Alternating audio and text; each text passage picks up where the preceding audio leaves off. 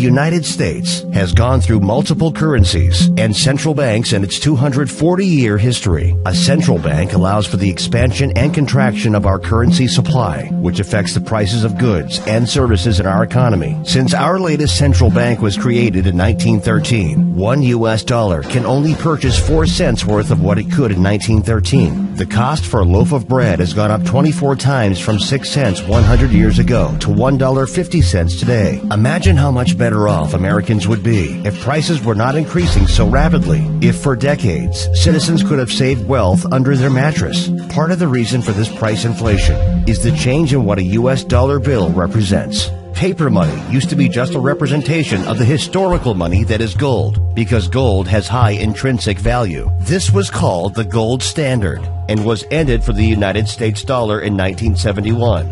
Then we were just left with cash, paper bills and metal coins.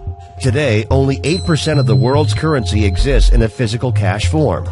The digital revolution has made money ever increasingly become more virtual and less physical. With the invention of the Internet came some attempts to return to gold-backed currency by representing gold digitally. 2 of such attempts were called e-gold and gold money. The gold-backed digital currency, e-gold, gained some success, with $2 billion in transactions processed at its peak for the 2008 year. This and similar currencies were a challenge to America's monopoly on money, which they will fight tooth and nail to maintain. E-gold transfers were suspended, and they were prosecuted under the USA Patriot Act. Gold money's progress was also halted under government regulations, stopping money transmission from user to user. Revolutionary currencies like e-bullion and Liberty Reserve were also run out of business. The U.S. Treasury and Department of Justice stretched the definition of money transmitter in the USA Patriot Act to include services not even transferring U.S. dollars. No digital currency created yet was safe from censorship.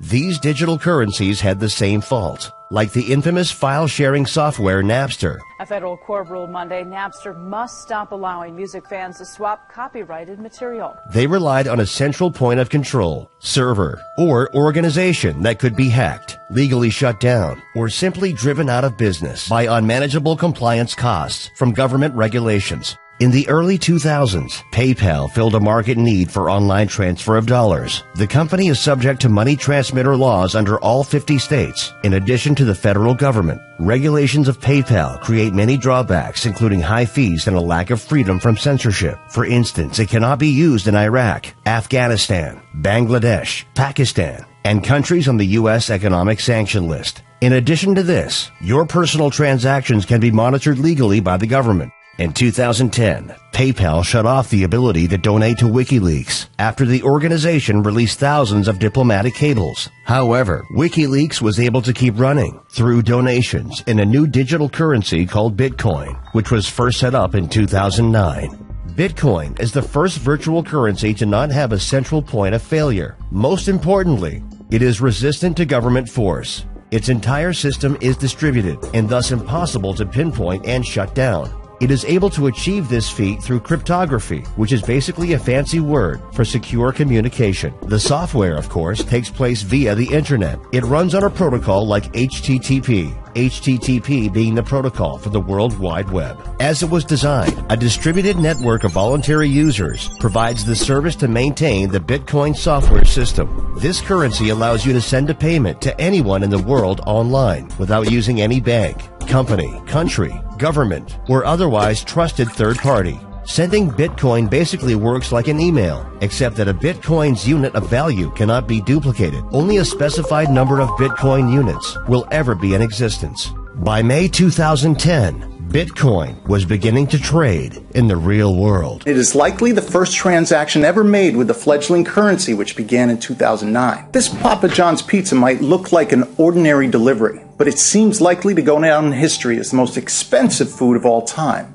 In May 2010, a member pleaded to the community for someone to provide him with 2 pizzas delivered to his residence for his payment of 10,000 Bitcoins. This simple dinner cost the equivalent in Bitcoins of what would come to be worth over $10 million by December 2013. This is how fast the increase in its number of users and recognition has been. Online exchanges have been providing the trade of bitcoins and dollars for years, though many have closed from site security issues and lack of complying with government regulations. Mass adoption, however, will more easily happen from a recent trend that is growing fast. Now, if you haven't heard of Bitcoin yet, it is making international headlines and changing the way we exchange money. It is the first of its kind in the world, and today the Bitcoin ATM was unveiled right here in San Diego. Bitcoin ATMs are deploying worldwide, allowing the sale of bitcoins for cash and cash into bitcoins at physical locations. This machine changes it all by allowing users to get cash out or make deposits to their accounts. There are already such machines in Boston, Massachusetts, Austin, Texas,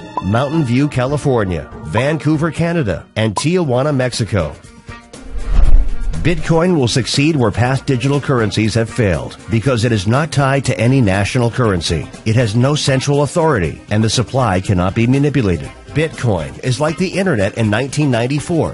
Few people used it, and even fewer knew how it worked. But it would go on to revolutionize nearly every industry in the world. Digital currencies are set to revolutionize money. Billion-dollar companies are among the 60,000 already accepting Bitcoin, and the list is growing rapidly. Money can now be sent worldwide to wherever there's an internet connection. We are truly in the era of the first global currency.